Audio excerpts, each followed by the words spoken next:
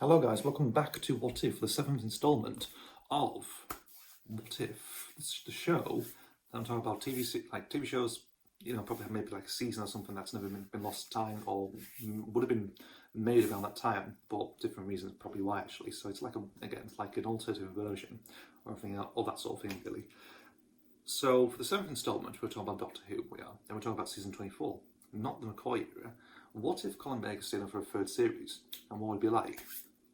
I give my thoughts. This is my sole idea of what it might be like, actually. So here we go. Just to point brief, this would have been this would have been Colin Baker's last series as the Sixth Doctor, and also it's like the proper full season to feature Bonnie Langford as Mel Bush as well. So we would have seen some more of Sixth Doctor Mel really.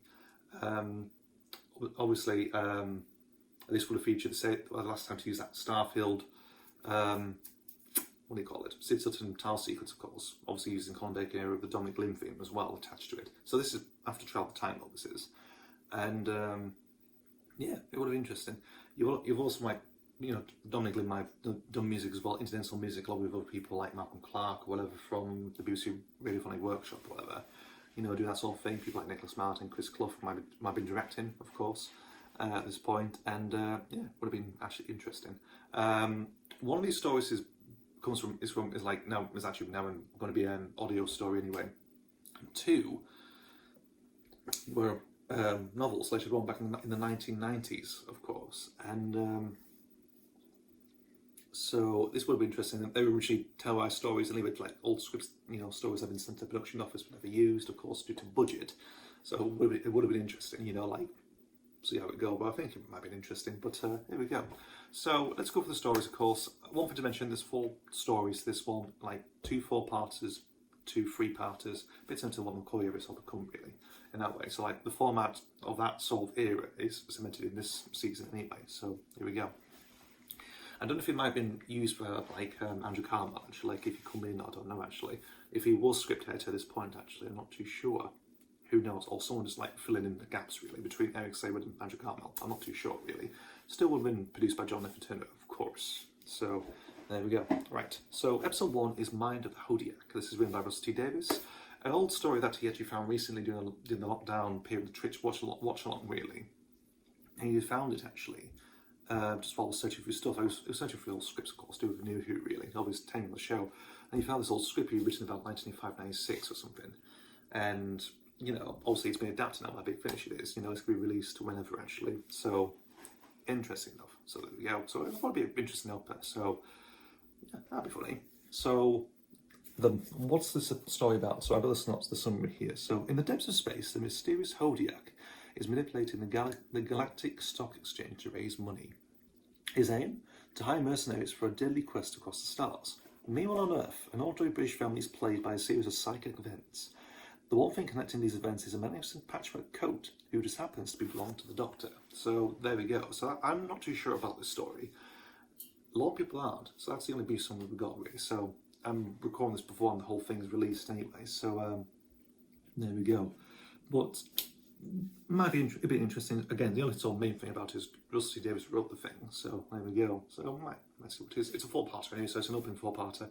There we go. So yes, so that's one thing. So the next one, of course, is for the second story. It's Cat's Cradle, written by Marc Platt. So Marc Platt eventually wrote for Doctor, of course. He wrote Ghostlight in season 26 in 1989. This is one of his first pitches, actually. One of his early pitches. Well, he'd written early stuff before, like Warmongers and Spies of the Starmind. But he presented this to Andrew Carmel, who was sort of incoming at the time, really. And again, budget thing, of course.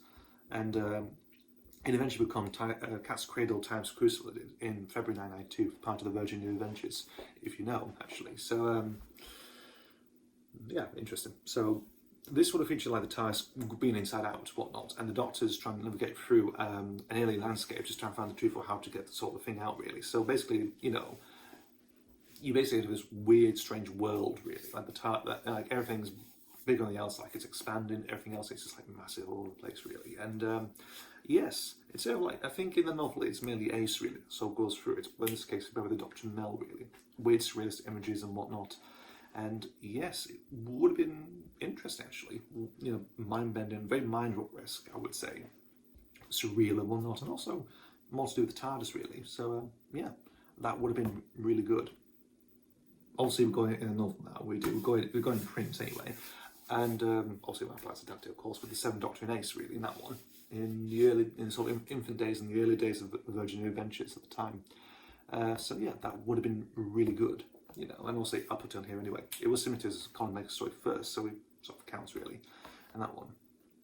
So the next one, of course, the third story, of course, is Iceberg, and this is written by David Banks, who played the cyber leader, of course.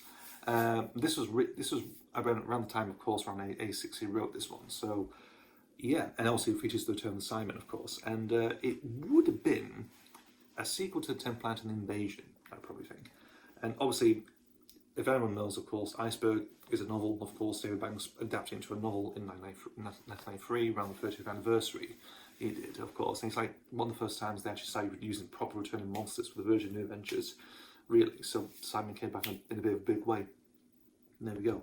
So the synopsis, of course, is in 2006, human scientists in Antarctica race to construct a device which will undo an intermittent reversal of the Earth's magnetic field. However, the Cybermen are also present in Antarctica and are plotting to sabotage the device, giving them the opportunity to conquer the planet. In the confusion caused by the reversal, the device is activated prematurely, crippling the Cybermen and giving the Doctor the opportunity to stop the invasion. So there we go. So that's Iceberg in a nutshell for you. It would have been the 80s Cybermen, really. David Banks would have been, you know, written, of course, on Return as a cyber leader, very much like that. Gives you a little bit of context how the Cybermen sort of came to be, really. So we might get Cybermats in this one as well. And yeah, it would have been interesting. Again, so maybe some you know, callback to Ice Warriors or something like that, in a way. Again, sound like a Frozen set. Maybe, I don't know, maybe it's an aquarium, maybe use what they used in Mind Warp, and maybe it's like put different colours in, something like, I'll make it white or something like that, I don't know. Make it a bit more, I don't know really, not too sure, but yeah, it would have been interesting. So on the BBC soundstage, of course, with fake snow and maybe like a couple like cubes of snow, but that would have been interesting. Cheap, but would have been interesting. Really. Again, another Simon story. It's like the second Simon story after Attack of Simon for Colin, really. So that would have been interesting. Or significantly. Also is known as Flipback as well, but Iceberg still works nicely, it does. There's nothing else to say. It was adapted to a novel, it was. So you can if you want to see that story, it's got, you know, instead of like Colin Baker, it's a 7 Doctor Sylvester McCoy, that story. So yeah, and that would have been a 4-parter. Mind of the Hodiac would have been a 4-parter. Cradle 3-parter. Iceberg 4-parter. And the last story is a 3-parter, and the last story to feature Colin Baker as the Doctor is, let me get it up now, it's Doomwraiths, if I pronounce that right, written by Philip Martin, who did Adventures on Barrels and Mind Warp segment in Travel Time Lord, and also written Mission to Magnus as well. So he's basically like I always find him as like sort of like the core writer of the Colin Baker era, of course. You know, if you probably do, you know, I always think that's really, you know, you have his first series, of course, season 22, then you have the aborted season 23, of course, like, you know, Nine That Fair to Children of January, or unless you count Songs of Megatra, Macros, First on Time, it's also old story, you know, like leftover stories, you know, that would have been expanded series. Travel Time Lord, and then this series here. So he would have been like a core, like the mainstay writer for that time. I don't know, maybe, so, you know, it's like, oh God, I'm trying to think who probably be one like someone like Peter Grimraid, like the Peter Davis, or I'm trying to think actually. It's all like Peter Grimraid really, but there we go. So the story idea, this little idea of the story, I think it was based on this idea really, but it would have been interesting actually. So millennia ago, the Doomwraiths seeded the Earth with their own genetic code in order to save their dying species. Now the Doomwraiths have re-emerged to discover that life on Earth did not evolve to their design. The Doctor and Perry must stop the Doomwraiths from recovering their genetic code and destroying the human race. So there we go. Instead of Perry, it's Mel. It is. So a bit of a change round. So there we go. So again, like, again, it's a bit sound like, you know, like they've been here for years, be like Solarians in a way, or like ghost lights, something like that, you know, like observing the Earth from millions of years ago, like centuries ago, and they come back to like present day Earth, like circa 1980s or whatever. It's like, you know, it's not like how we pictured it. If anything, now the human race is going to die or whatever. So again, human race, alien invasions, attacking humankind, Doctor involves, stop it, like that. So it would have been sort of a generic story, really, but it would have been interesting. And of course, the last story to feature Colin Baker. The thing is, I don't know if it's not too clear, really. They could have ended a cliffhanger, like at the end of this series, like like this would have been straight into Time Rani, this was Doomwraiths, you know, like the Doctor's travelling around, of course, that sort of thing with Mel and sort of a pinkish stripy clothes that she wears in Time Rani. You know, it would have led into that, really. You know, it's like they have that adventure, then they get the Rani attacks the TARDIS and sabotage, you know, triggers the Doctor's regeneration, really. And that would have sent to like McCoy's first season, sorry. So that would have tied into that, really. So like, it all builds on it, like, you know, it's like the Doctor gets attacked and gets knocked unconscious, of course, like that. Tumultuous buffeting, and they'll have to wait until next season, really. So that would have left on a cliffhanger. It's like, wait, what?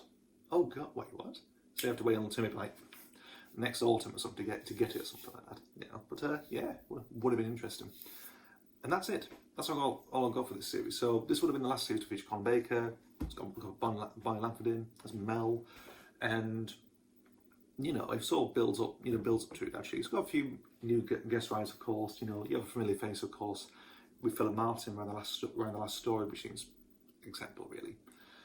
David Banks, who played Side Bleachers, is actually in the story, so he's included in this one. You've also got two new writers as well. Also, Davies and Marc Platt joined on board. You know, and yeah, it would have been interesting, actually. If you're familiar with the kind of stuff with like Classic Doctor, of course, but you want to see like a proper season, so like, share your thoughts down what might be included. Are these stories not the best, really? Or it's like, you know, I would have chose this story, it's that story, but there we go. Comment down below if you want to. Thank you guys for watching. As always, I'll see you for the next video. And thanks for watching the 7th instalment of What If. Thank you. I'll see you for the 8th instalment next. See you guys.